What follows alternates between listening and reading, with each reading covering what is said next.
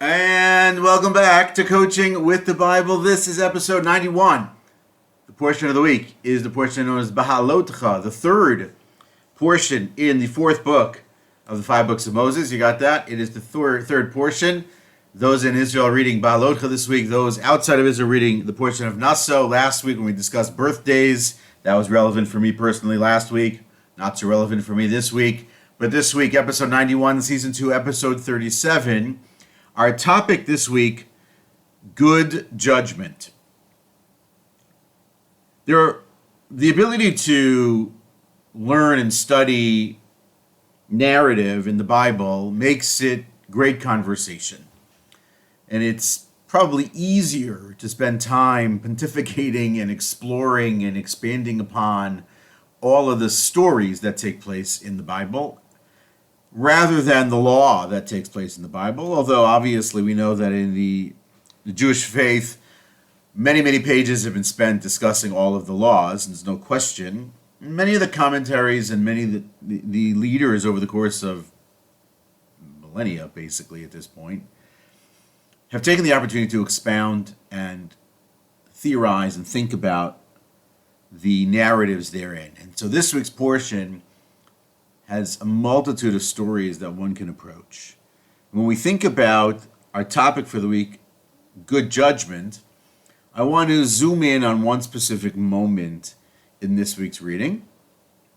And that is the moment where two gentlemen, one by the name of Eldad and one by the name of Medad, are prophesying in the camp. And so we're in a moment now where Moses has expanded the leadership team from himself and his brother and his sister to include 70 elders.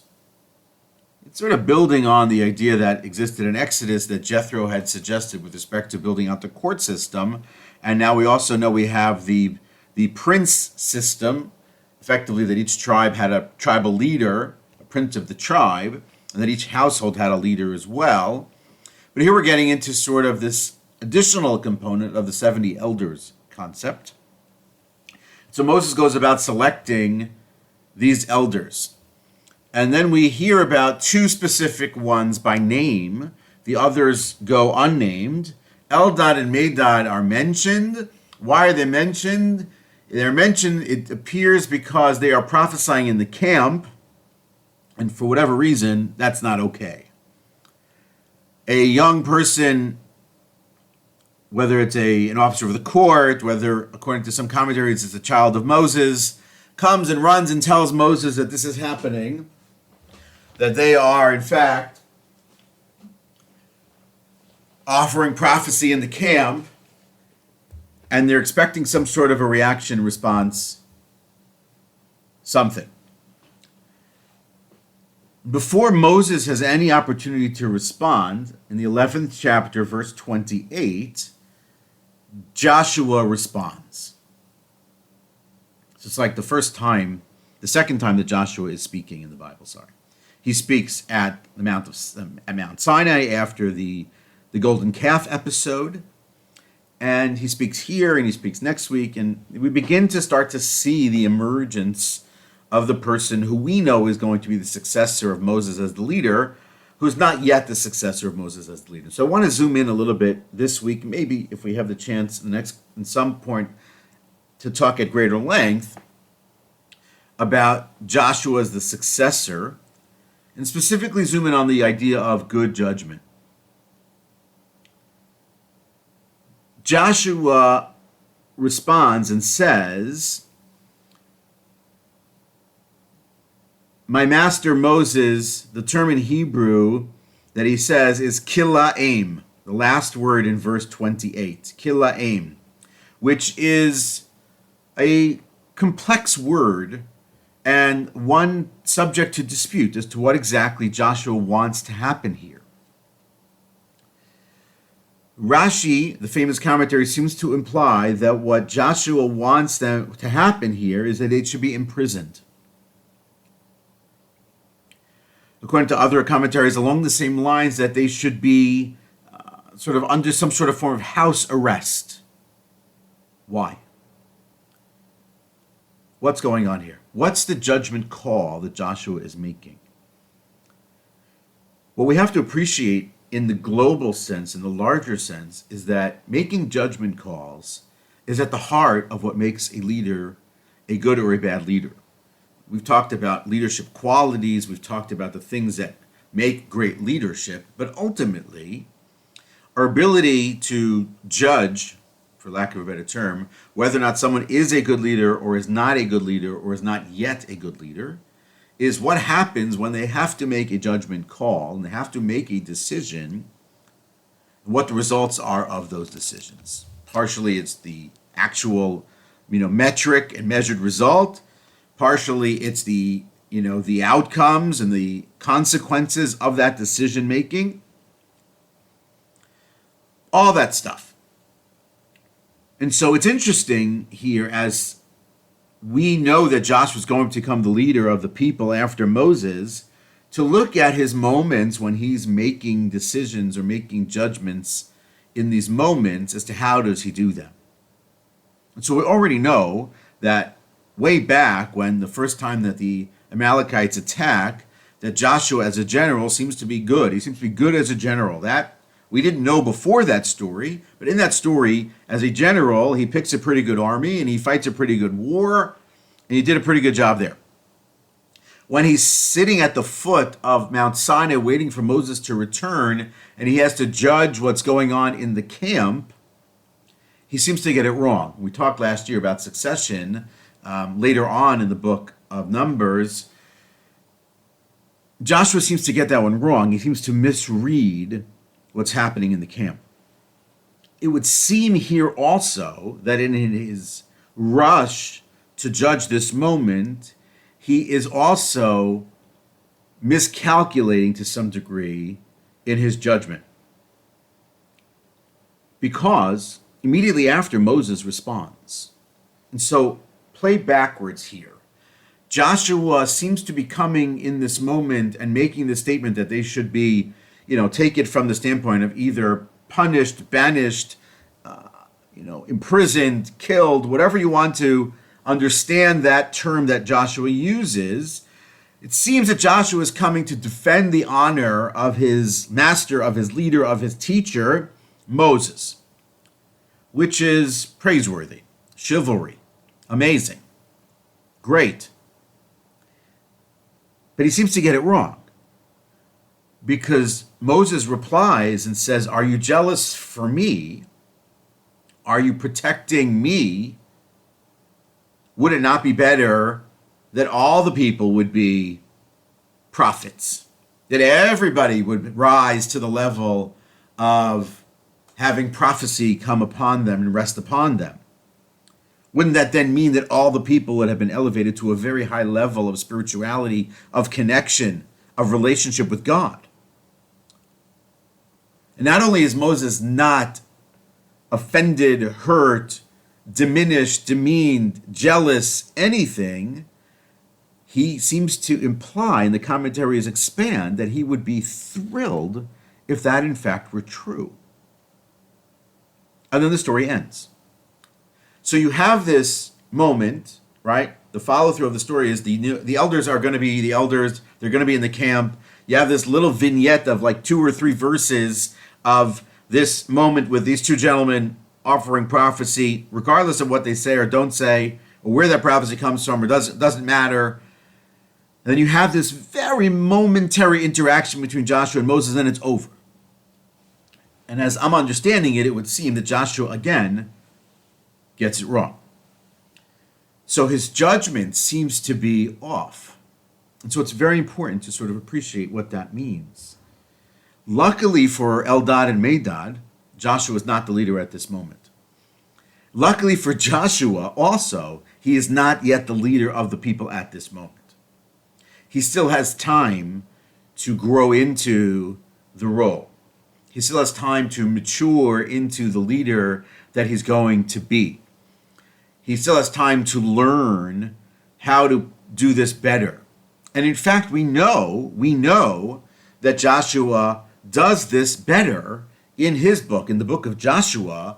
Many times you'll see, and go read those first handful of chapters as to how Joshua handles some very important moments in the progress of the redemption of the people of Israel and their movement into the land and the settling and the capturing of the land. See how he operates.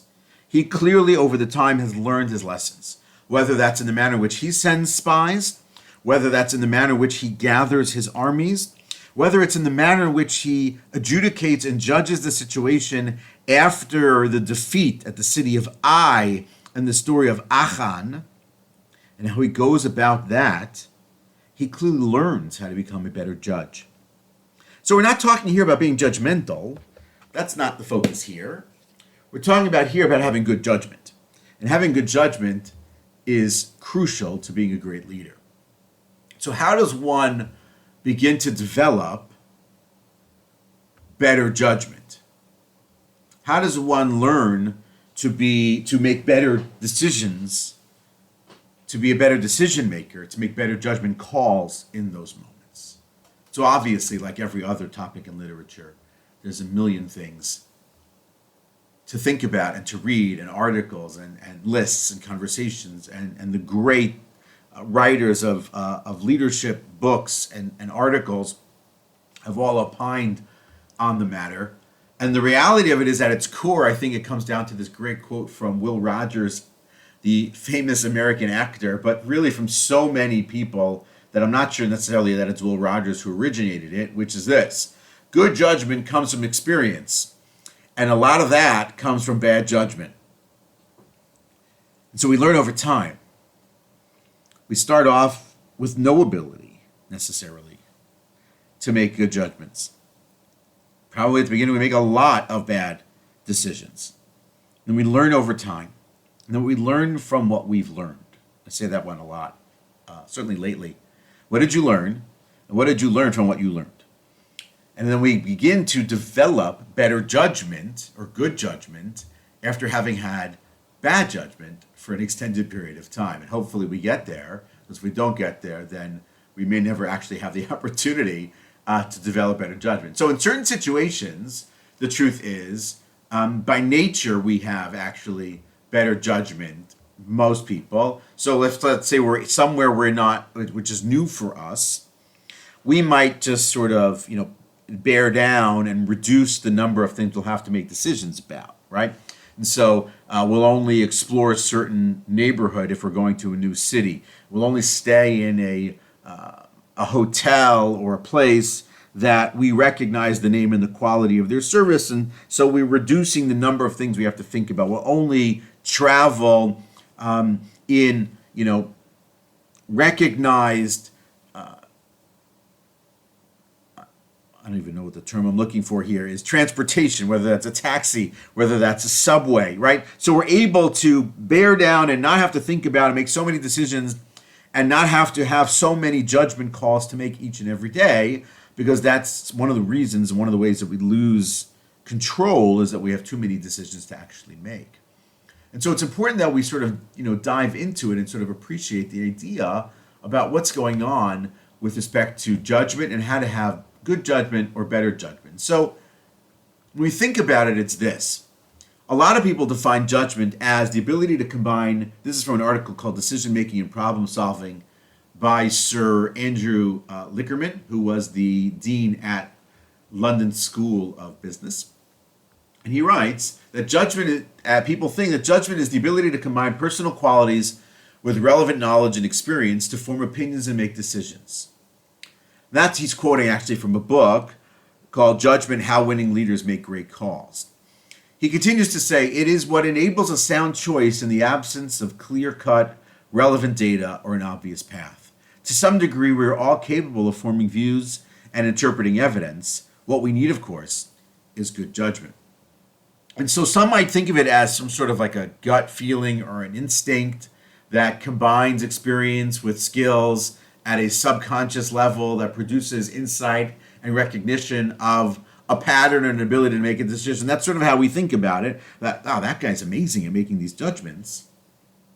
The reality of it is that he wasn't born that way. It sort of, over the course of time, has developed that skill set, has learned learned, in quotes, to have a quote-unquote intuitive sense. And that intuition really isn't so intuitive. It's simply just the habitual effect of having made these decisions over the course of time, and then also rooted out the bad decision-making skills or the bad decision-making emotions even, and allowed the person to zoom in and hone in on what helps them make really, really good decisions. So it's really sort of to think about all those different things, like how do you think about that? And so the first thing that I really want to zoom in on here is the bad part, let's say, of when we're making judgment calls. And I think some of this sort of is extant in the language around Joshua in that moment. One could suggest that he is slightly emotional in this moment, that his emotions get in the way of making a sound, almost cold decision about what's happening here, right? Because it's an attack, or he perceives it as an attack on Moses, and he's taking it personally in that way. God forbid, it can't possibly be the case. And so he's going to react in a manner that's, of a different level of respect and a different level of emotion to protect the dignity and the honor of his leader, of his teacher. And so emotion gets in the way. It hurts the decision-making ability. Another thing that gets in the way is a lack of experience, obviously, and a reduction of a person's ability to see to the periphery. What I mean by that here is the reduced sight of the potential options that might be out there. And so some of that comes from having been emotional in the moment, and some of it comes from not having good experience or having experienced this before. But it also might come from the fact that Joshua is responding alone, without all the facts, without all the details, without a team around him who he can bounce things off. We know famously from a lot of the books around President Lincoln, but it's true around a lot of the other leaders as well, that he had a band of experts around him that he trusted, but he didn't necessarily agree with ever necessarily. And the goal there was to give him all the options to make the best judgment calls based on what was out there. And so Joshua is almost at a disadvantage in this moment, being where he is, being who he is in that space. And of course, by virtue of the fact that he is not Moses, he has no way to in fact know how Moses is to react to this moment. He assumes a level of knowledge about how Moses is going to react. And as we said, he seems to get it wrong.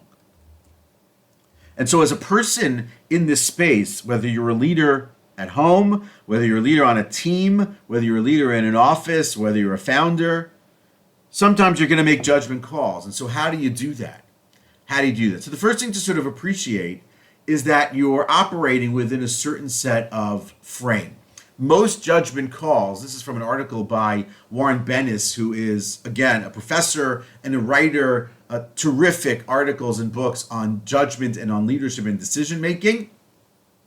The one I mentioned before. So he has an article also in the Harvard Business Review on making judgment calls. And he mentions the following thing. Most decisions, most judgment calls come down to a combination of both a situation of either people, strategy, or crisis. So it's a people judgment, it's a strategy judgment, or a crisis judgment in those situations.